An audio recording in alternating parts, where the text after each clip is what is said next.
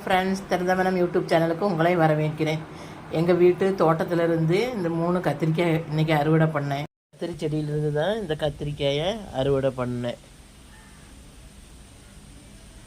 இந்த கத்திரிக்காயை மட்டும் வச்சு என்ன டிஷ் பண்ணலான்னு யோசித்தப்போ, சிதம்பரம் சைட்லாம் கத்திரிக்காய் குஸ்து வைப்பாங்க. அது சப்பாத்தி, தோசை, இட்லி, பொங்கல் எல்லாத்துக்குமே ரொம்ப சூட்டபுளாக இருக்கும். அதை செய்யலான்னு நினச்சேன். இந்த குஸ்து செய்கிறதுக்கு தேவையான பொருள்: கத்திரிக்காய், ஒரு தக்காளி, 2 பச்சை மிளகாய், இதை பாருங்களேன், இவ்வளவு சின்ன வெங்காயம், ஒரு சின்ன டம்ளரில் ஒரு அரை டம்ளர் பாசிப்பருப்பு.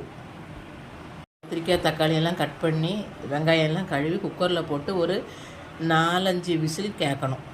பாருங்கள், கத்திரிக்காயை இப்படி நல்லா கட் பண்ணி வச்சாச்சு சின்னதாக. பயத்தம்பருப்பு கழுவி போட்டிருக்கேன். இது கூட எல்லாம் ஒன்றா போட்டு குக்கரில் வேக வைக்கணும். கொஞ்சம் மஞ்சள் பொடியும் போட்டுக்கணும். ஒரு 3-4 விசில் போதும். மஞ்சள் பொடியும் போட்டாச்சு.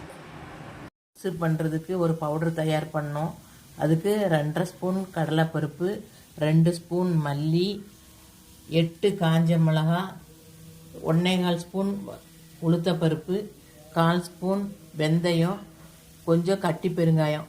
பவுடர் யூஸ் பண்ணலாம். நான் கட்டி பெருங்காயம் யூஸ் பண்ணுறதுனால கட்டி பெருங்காயம் எடுத்திருக்கேன். முதல்ல ஒரு பேனை சூடாக்கிக்கணும். அதில் கொஞ்சம் நல்லெண்ணெய் ஊற்றணும். இந்த கொத்து நல்லெண்ணெயில் தான் ஃபுல்லாக ரெடி பண்ணணும். அப்போ தான் டேஸ்ட்டாக இருக்கும். அதில் இந்த பெருங்காயத்தை போட்டால் பாருங்கள், நல்ல இது வர மாதிரி பொரிஞ்சு வரும்.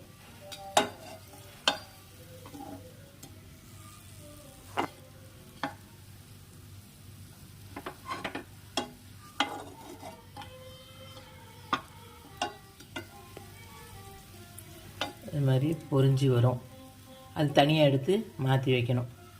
அப்போ தான் பவுடர் ஆகும். அப்புறம் கடலைப்பருப்பு போடணும். கடலைப்பருப்பு ஸ்லோ ஃப்ளேமில் நல்லா வறுத்து எடுக்கணும்.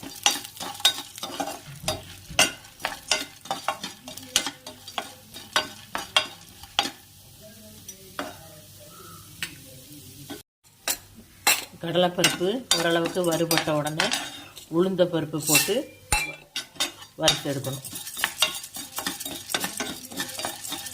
அது ஸ்லோ ஃப்ளேம்லேயே வச்சா தான் நல்ல உள்ளுக்குள்ளெல்லாம் மொறுன்னு ஆகும். கூட மல்லி போடணும்.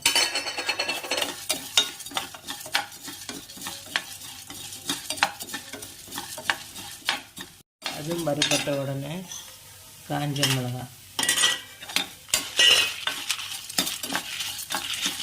லாஸ்ட்டாக வெந்தயத்தையும் போட்டு நல்லா வறுத்து மாற்றி வைக்கணும். வறுபட்டுருச்சுது. இது ஆறினோடனே மிக்சியில் போட்டு பவுட்ரு பண்ணணும். வறுத்த பொருளெல்லாம் இந்த நைஸாக பவுட்ரு பண்ணியாச்சு. பாருங்க, நல்லா குழைய வெந்துருச்சு. இதை நல்லா மசிச்சிக்கணும். நல்லா இது மாதிரி கரண்டியோ மற்ற வச்சு நல்லா கடைஞ்சிக்கணும்.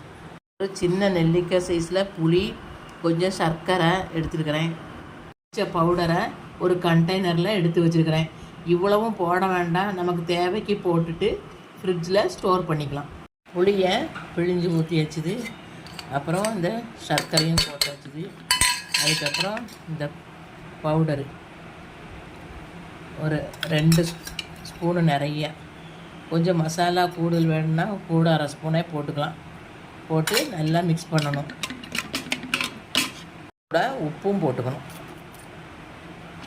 போட்டு எல்லாம் நல்லா மிக்ஸ் பண்ணணும். புளி சர்க்கரை எல்லாம் போட்டதுக்கப்புறம் கொதிக்க வைக்கணும். இது இந்த கடலைப்பருப்பெல்லாம் போட்டுக்கிறதுனால நல்லா குறுகுறுப்பாயிரும். இனி தாளித்து ஊற்றலாம். இதுக்கு நல்லெண்ணெய் தான் ஊற்றணும். நல்லெண்ணெய் தான் இதுக்கு நல்லா டேஸ்ட்டு கொடுக்கும். நல்லெண்ணெய் ஊற்றி தாளிக்கும் போது நல்லா புகை வரணும். அப்போ தான் அந்த ஸ்மெல் இருக்காது. இல்லைன்னா எண்ணெய் ஸ்மெல் இருக்கும். இனி கடுகு, காஞ்ச மிளகா, கருவேப்பிலை போட்டு தாளித்ததை இதில் ஊற்றி வைக்கணும். மேலே மல்லி இலையும் தூவணும். கத்திரிக்காய் குஸ்து ரெடி. இது கூட மல்லி இலையும் சேர்த்து மிக்ஸ் பண்ணி வச்சாச்சு. கத்திரிக்காய் கொஸ்து ரெடி. காலை டிஃபன் இட்லி, கத்திரிக்காய் கொஸ்து, வெங்காய சட்னி, தேங்காய் சட்னி. இந்த வீடியோ பிடிச்சிருந்துன்னா லைக் பண்ணுங்கள், கமெண்ட் பண்ணுங்கள், ஷேர் பண்ணுங்கள். மறக்காமல் சப்ஸ்கிரைப் பண்ணுங்கள். தேங்க்யூ.